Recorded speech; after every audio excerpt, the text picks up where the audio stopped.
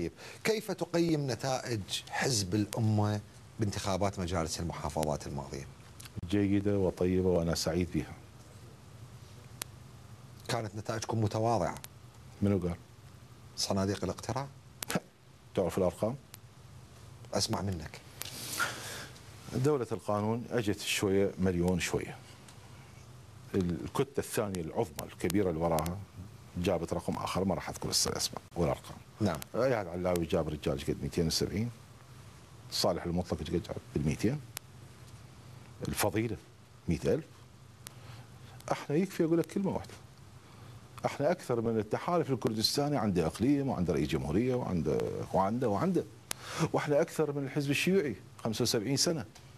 تقول لي مو زينة؟ حزب ب5 سنين. انا سعيد وفخور بهذه النتائج. طيب. بس تحايلوا علينا. طيب، كيف تقيم الوضع الأمني في العراق اليوم؟ سيء، خطر، قلق. نحتاج إلى جهاز المخابرات العراقي اللي ما بي سني وشيعي. أحد الاعتراضات على مثال كان مو هذا السني لازم يجي رئيس جهاز مخابرات شيعي. عمي جيبه منين ما تجيبه، بس جيبه حرفي يشتغل للعراق. ايش بيهم الشيعة؟ ملايين من الشيعة من خيرة المواطنين. ايش بيهم السنة؟ ايش بيهم الأكراد؟ كنت مرشح كمدير جهاز مخابرات؟ اي بالمناسبة خلي اريد نوري المالكي يبريني، لان هو اللي قال لي، هو اللي حكى وياي بالبداية. اي، حدثني شوية بالتفصيل عن هذا الموضوع. افضل ما الامر يبقى في مجال التخمين وفي مجال الشائعات.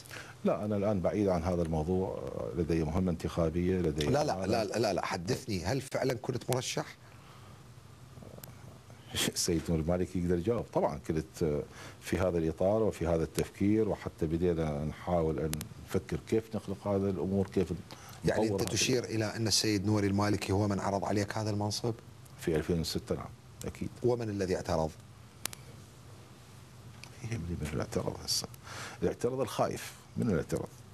طيب، انت تبدو يعني قبل قليل تحدثت عن الجيش العراقي، لكنك تبدو متشائم من واقع ومن حال الجيش العراقي. أنت تقول أن الجيش العراقي لا يستطيع حماية الحدود حتى أمام دولة مثل الكويت. أي صحيح. أنا أستغرب بصراحة، يعني السيد وزير الدفاع رجل حرفي. نعم. السيد رئيس الوزراء رجل متمرس. نعم. والسادة السياسيين آخرين زملائي احترمهم كل احترام، محترفين. يعني احنا اليوم من فرحانين أوباما راح يسحب الجيش الأمريكي. من راح يعمل العراق؟ وليش يطلعون أمريكا من هذه المسؤولية؟ أمريكا تورطت عليها أن تستمر في هذه العملية الآن لخدمتي. نعم. من راح يحمي العراق؟ هاي إيران بالفكة دخلت، سوينا أشوف كل ضامن راسه. نعم. طيب. من راح يحمي العراق؟ شو راح تحمي العراق؟ طيب، الجيش العراقي غير مؤهل لحماية الحدود العراقية. مؤهلين أن ننتحر في الحدود العراقية. إيه؟ أنا عندي ثقة بكل أبنائنا من القوات المسلحة، حتى بدون سلاح يروح، حتى إذا عرف يقتل من أجل العراق. نعم كليتنا. طيب، أنت قبل قليل يعني من سألتك على جهاز المخابرات قلت لي اسأل نوري المالكي، في إشارة إلى أنه هو من قال لك يعني، أو هو اللي وجه لك الدعوة تعال لجهاز المخابرات، لكنك تشير إلى أن يعني في تصريحات سابقة تقول الحكومة العراقية لا تريد جهاز مخابرات قوي، بل تريده جهازا ضعيفا كي لا يكشف ارتباطات الأحزاب الكبيرة بدول خارجية. اللهم أشهد أني قلت هذا الكلام وأكرره في كل مكان. وهذا ما يشبه الكلام لا بالعكس، هذا يشبه لشيء الحكومة. بس نوري هو رأس الحكومة يقدر كل شيء يسوي. هي هاي مصيبتنا. إذا أنت ما قادر على الشغلة وشفت نفسك مطوق وبديت تخسر، وأنا أقر نوري ضايق في بعض الأمور، ليش تقبل؟ منو قال لك تقبل؟ ايش دعوة؟ الكرسي مو هالقد حلو، اليوم تطلع باكر تجي. على شنو خايف؟ أنا أقول بصراحة، من يخشى أن يكون جهاز المخابرات العراقي جهازا حي متطور حرفي وبيد شخصية علمانية، يخشى أن تفضح أموره. أنا ما مستحي أقول هذا الكلام. نعم. ولو كنت في هذا المكان ماكو شيء اسمه حصانة. أنا أفهم الحصانة في الدستور كما يلي: حصانة أن تفكر وتقول كما تشاء أمام شعبك، حتى الشعب يعرف. نعم. الحصانة الثانية مو أنك تقتل وتتآمر وتبيع وتشتري. منو قال لك حصانة؟ طيب، كيف تقيم الأداء الحكومي إزاء ما جرى في حقل الفكة؟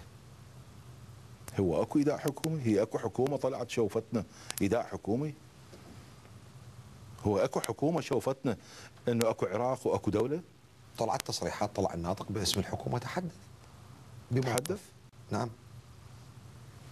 بالله عليك يا اخي. طيب ايش قد تعطيني من 100 اداء الحكومة؟ صفر. مخزي، معيب، خزي من الحكومه والاحزاب الاخرى. طيب كيف تقيم الفساد في الدولة العراقية؟ انت من تخاف تقدم كشف الحسابات الختاميه يعني تخاف تطلع البوقات. نقطه راس سطر. طيب وكيف تقيم الاداء الحكومي لظاهرة الفساد؟ هو البوق وين؟ هو البوق بالحكومه. هو كاس الفوز في السرقات عند الحكومه. خب مو هذا المسكين اللي قاعد، الموظف المسكين. يا حبيبي يا اخوي، بعدين اكو مناسبه.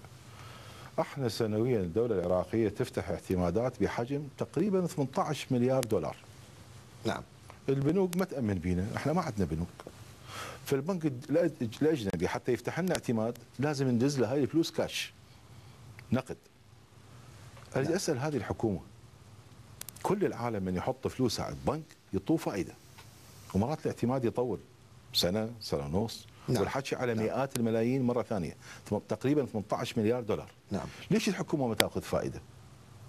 هيك احنا دراويش؟ ما هي فلوس العراق. طيب واذا اول شيء ماكو فائده، كذب، اكو فائده، بس اكو فائده جوا العباء قاعد تتقسم. طيب البوق والنهب صار للهام اخوي. طيب انت تقول ان المالكي يخشى سحب الثقة عنه في حال فضحه للوزراء المفسدين في حكومته. اي صحيح. وتقول ان عدد من الوزراء في الحكومة فاسدون، وعلى المالكي ان يكون اكثر شجاعة في فضحهم وعدم التستر عليهم. ما عندك وزراء استجوبهم مجلس النواب من وزراء حكومة المالكي؟ شوف خويا، احنا عندنا فد عاده سيئه جدا. من تهاجمني او من اهاجمك راسا نقول هذا تآمر، هذا تشويه سمعه، هذا كذا، هذا كذا. ايام مرت علينا من يحكي يقول لك هذا السني دا يحكي يكرهنا احنا الشيعه، او يقول لك هذا الشيعي دا يحكي هذا مريدنا احنا السنه، وهكذا. هذه كلها تغطيه على واقع حال. في مجلس النواب العراقي، لا عبالك مجلس النواب نايم. في مجلس النواب العراقي وجه كلام الى السيد رئيس الوزراء. نعم. قالوا له في مكتبك هناك اتهامات، هناك معلومات قد تكون صحيحه وغير صحيحه، تتحدث عن اموال هنا وهناك. كنت اتمنى انه ما يقول هذه مؤامره وتشويه سمعه، كنت اتمنى ان يقول تعال انا وياك حتى نحقق ونتاكد. طيب إذا كان حجم الفساد الحكومي بهذا الشكل والوزارات فاسدة بهذا الشكل، يعني لماذا لم يقدم مثال الآلوسي طلب استجواب للوزراء؟ طلب الاستجواب يتقدم به نائب هذا النظام الداخلي ويوقعون عليه او يدعموا نواب اخرين. نحن في اكثر هذه الطلبات كنا داعمين وكنا محرضين وكنا نحضر معلومات وكنا نجيب المعلومات، وقسم النواب احنا وصلنا لهم المعلومات. طيب هل سمعت بما قيل عن نية الحكومة بتوزيع قطع أراضي للمسؤولين على ضفة نهر دجلة في بغداد؟ سمعت وحزنت وأعلم بشيء. هذه الدولة بها عشرات الآلاف من المستشارين والدرجات الخاصة. هاي دولة خلقوش. عشرات الآلاف رواتبهم توصل بين ال5 وال10 مليون دينار وأكثر. طيب والنوب صارت الأراضي فرهود. أنا بس أريد أسألهم سؤال. صدام هم قبلهم وزع أراضي قرايبه وجماعته والقيادة مالته، هسه هاي وين؟ وكلها صادرت. ما بخلي ناخذ عبر من التاريخ. ولذلك أطالب المحكمة اللي حكمت صدام وغير صدام تبقى هذه المحكمة، ما نلغيها، ما نقول محكمة خاصة. حتى كل واحد فينا مثال وغير مثال، نوري وجلال، فلان واللاخ، كبير وصغير، كل واحد فينا إذا عنده شيء يروح لنفس المحكمة، لأن هذه المحكمة اللي تحكم على السياسي إلى مزبلة التاريخ إذا كان هو فعلا زبل وأساء العراق.